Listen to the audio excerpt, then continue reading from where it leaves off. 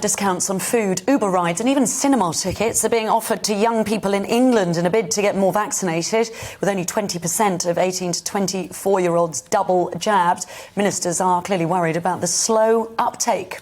Let's get our political correspondent Tom Harwood's thoughts on this story. You're in Westminster, and these decisions are being taken there. The criticism of this is unethical, this bribe to young people.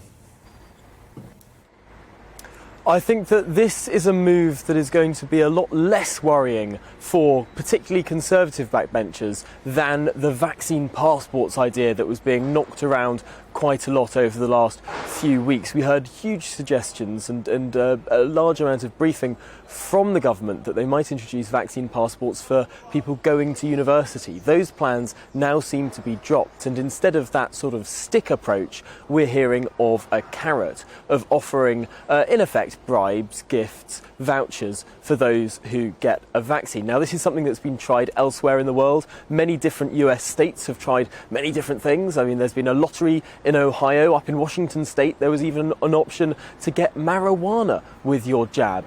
There have been some pretty extraordinary gift offers. In New York, they tried burgers as well. Well, in the UK government is partnering with so far 30 companies, including, as you said, Uber and Bolt and other sort of app-based delivery companies, but also other businesses are in discussions with the government at the moment in terms of joining what will be a big drive to get that last lot of young people vaccinated. You're right in saying that only 20% of young people have had both jabs. When it comes to just the one jab, it's 2/3 of 18 to 29-year-olds. So there's still 1/3 that is quite hesitant, that is potentially not feeling like it's worth their while to go get vaccinated. But the government is so keen that we reach that herd immunity threshold, that we put this pandemic to bed, that we're now starting to see some gifts for those who will go and get their jabs. Tom, what else is going on in the world of politics away from jabs? Yes, it's nice to see some stories that are not to do with coronavirus. I mean, I think a lot of us are very, very bored with this pandemic by now, but there's actually some real politics going on as well. This is a government that has been plagued by several U-turns and rebellions, and yet another rebellion is brewing for September, and this is over the universal credit uplift, that £20 uplift to universal credit that existed during the pandemic is due to come to an end in September. But many MPs, and surprisingly actually some on the libertarian right of the Conservative Party, are now saying that this ending of the uplift should not happen, that universal credit should stay at its higher rate in perpetuity. Now, this has been called for by an MP, Steve Baker, someone who's been seen as on the right of the party, so that's an interesting part of the story, but also 5 former Department of Work and Pensions secretaries. So these are people like Ian Duncan Smith, who of course brought in universal credit, people like Amber Rudd as well. Stephen Crabb is another name there. These are some big names in the Conservative Party speaking out against the government's decision to reduce universal credit by £20. Of course, that uplift was always meant to be temporary, but there is no such thing as permanent as a temporary government programme. We can see all the scaffolding behind you. There's a lot of work being done on the Palace of Westminster. Tourists haven't seen the face of Big Ben for many years now. And now we've got a bill, we think, for how much it's going to cost to rehouse the MPs. That's right. Actually, we're expecting Big Ben to be, or I should say Elizabeth Tower. Big Ben, of course, the bell. We should be able to see that clock face once more in just a few months' time. But you're right, the rest of the Palace of Westminster is completely covered in scaffolding, and there's a huge multi-billion-pound renewal and restoration project that is going on and is spanning many years. Well, part of that renewal and restoration project was the idea that MPs would decant from the House of Commons, move into a temporary chamber whilst work was done in the chamber, and much was done for this plan. MPs voted for it a couple of years ago, and £70 million was spent on planning this new second chamber.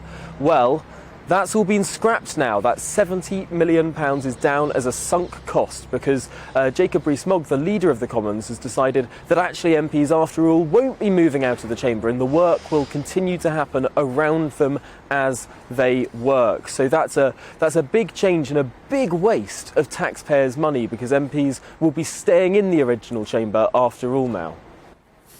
Tom, thank you very much indeed. Thank you.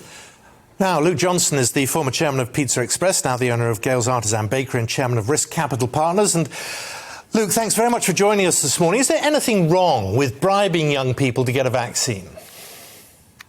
Well, I think it's the lesser of the evils, because I think it is far preferable to the idea of real coercion like vaccine passports and preventing people from getting access to all sorts of things such as university lectures or nightclubs or whatever it may be.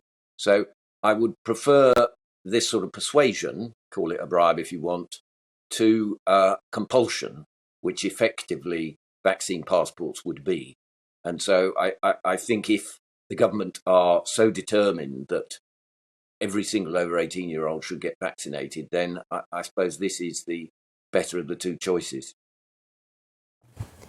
I just want to get your view as well, Luke, on the ongoing discussion about the pingdemic, especially in, the world of business, entertainment as well. Your thoughts on this and how sort of detrimental it has been, really?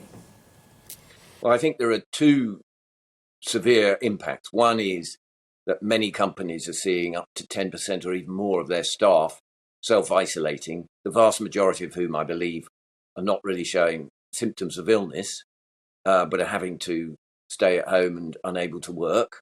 And that's obviously damaging many companies' abilities to function properly. But also I've recently read research which suggests that actually quite a large proportion of the population, perhaps as much as 35% or more, are reducing the amount they go out because they are afraid themselves of being close to someone who might have a positive test and they get a ping and therefore they have to self-isolate. And so I think the industrial scale testing that we are doing in this country, more I've read than the whole of the rest of Europe put together virtually, is unnecessary and overkill. And the sooner that they cut back on it and reduce the self-isolating times and so forth, the better. Lou, given that we're looking now at furlough coming to an end, is this the moment where employers have to work out whether the jobs that have been covered by taxpayers up until now still exist? Are we about to see a lot of people told there's no job to come back to? I think a certain number, yes. I think, to give the government credit, unemployment never rose nearly as high as people like me thought it would. Actually, in many sectors like the hospitality industry, for example, there are many jobs available and shortage of workers. So I think the vast majority of those who are laid off at the end of furlough, if that's what it means, they don't go back to work, then, there is work for most around and unemployment is much lower than we feared. The economy is seemingly still strong. And so I think that's encouraging. And I think we should be optimistic that the worst impacts of lockdowns in terms of job losses were not experienced. I don't want to get you into trouble, but that telescope behind you, what on earth are you looking at out of a window in West London? Well, I look at the stars. It's pointing upwards.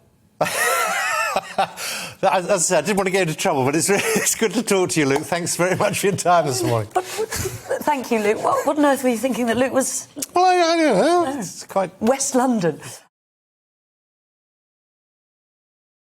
Welcome to the GB News YouTube channel. You can watch us live 24 hours a day, catch up on your favourite shows and join in the conversation in the comments below.